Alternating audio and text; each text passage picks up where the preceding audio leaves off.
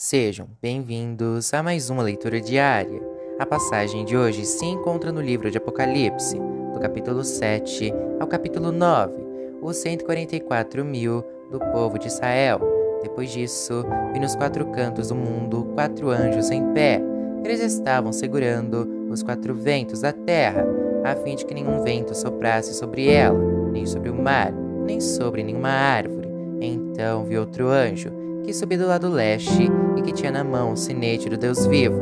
Ele gritou com voz bem forte para os 4 anjos que tinham recebido o poder de fazer estragos na terra e no mar. O anjo disse: "Não façam estragos na terra, nem no mar, nem nas árvores, até que marquemos com o sinete a testa dos servos do nosso Deus." Aí me foi dito o número dos que foram marcados.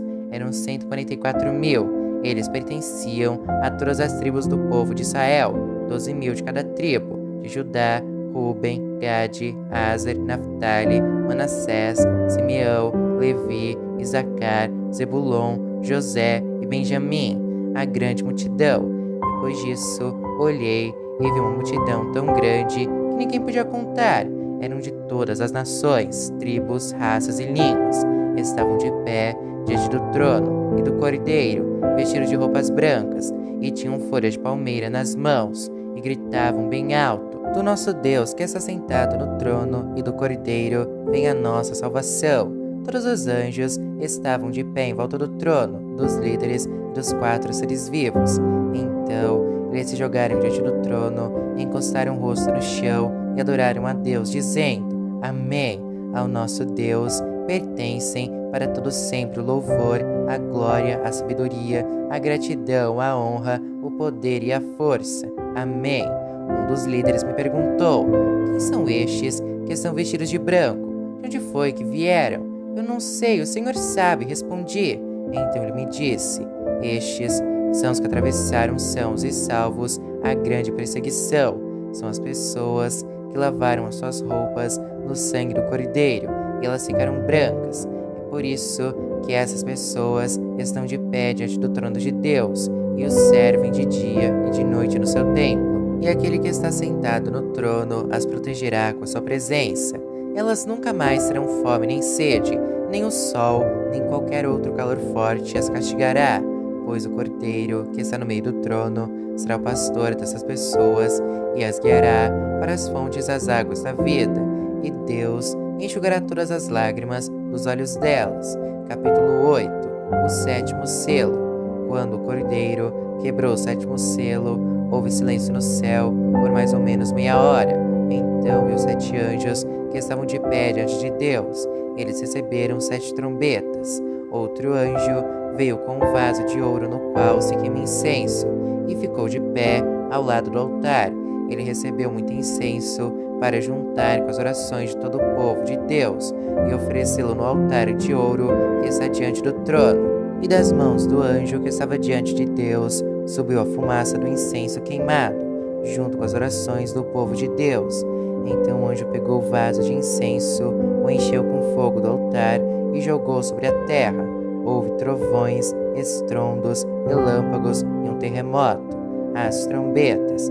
Em seguida, os 7 anjos que tinham as 7 trombetas se prepararam para tocar. O primeiro anjo tocou a sua trombeta e foi lançada sobre a terra uma chuva de pedra e fogo, misturados com sangue, e foi destruída pelo fogo a terça parte da terra, das árvores e também de toda a erva verde. Depois, o segundo anjo tocou a sua trombeta, e uma coisa que parecia uma grande montanha pegando fogo foi jogada no mar.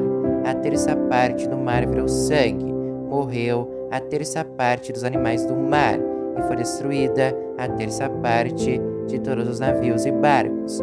Então o terceiro anjo tocou a sua trombeta, e uma grande estrela, queimando como uma tocha, caiu do céu sobre a terça parte dos rios e sobre as fontes de águas. O nome dessa estrela é Amargura. A terça parte das águas se tornou amarga, por isso muitas pessoas morreram ao beberem daquelas águas. Aí o quarto anjo tocou a sua trombeta, e foi ferida a terça parte do sol, da lua e das estrelas, de modo que perderam a terça parte do seu brilho.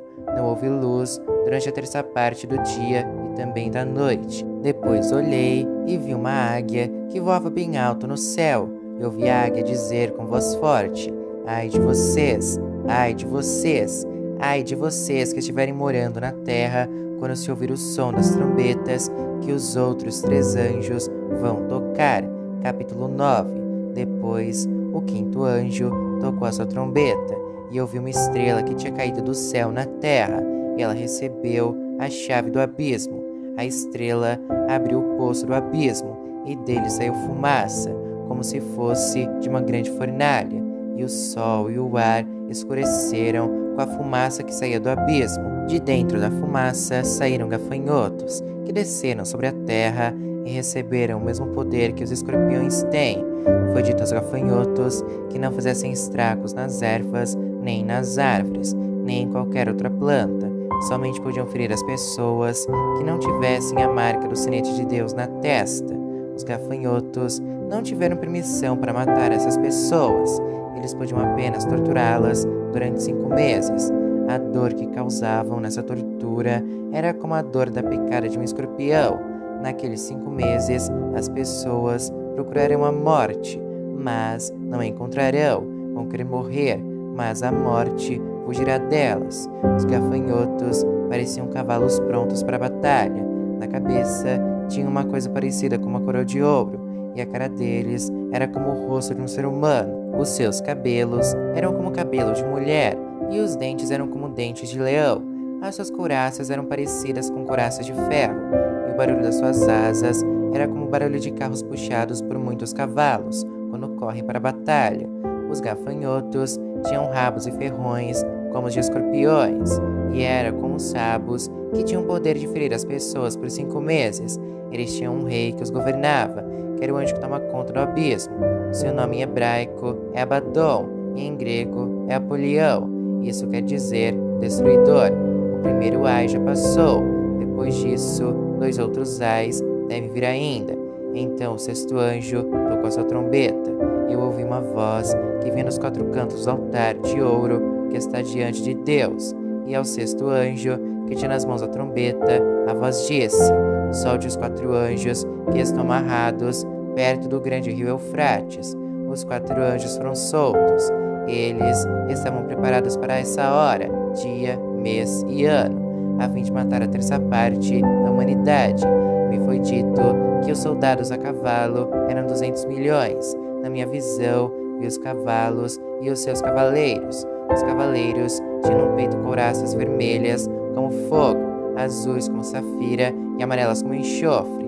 A cabeça dos cavalos era como cabeça de leão, e da boca deles saía fogo, fumaça e enxofre. A terça parte da humanidade foi morta por essas 3 pragas: o fogo, a fumaça e o enxofre que saíam da boca dos cavalos, pois o poder dos cavalos está na boca deles e também no rabo. O rabo parecia uma cobra com a cabeça na ponta dele, e com ele os cavalos feriam o povo. O resto da humanidade, isto é, todos os que não tinham sido mortos por essas pragas, não abandonou aquilo que eles haviam feito com as suas próprias mãos. Eles não pararam de adorar os demônios e os ídolos de ouro, de prata, de bronze, de pedra, de madeira, que não podem ver, nem ouvir, nem andar. Também não se arrependeram dos seus crimes de morte, nem das suas feitiçarias, nem da sua moralidade sexual, nem dos seus roubos.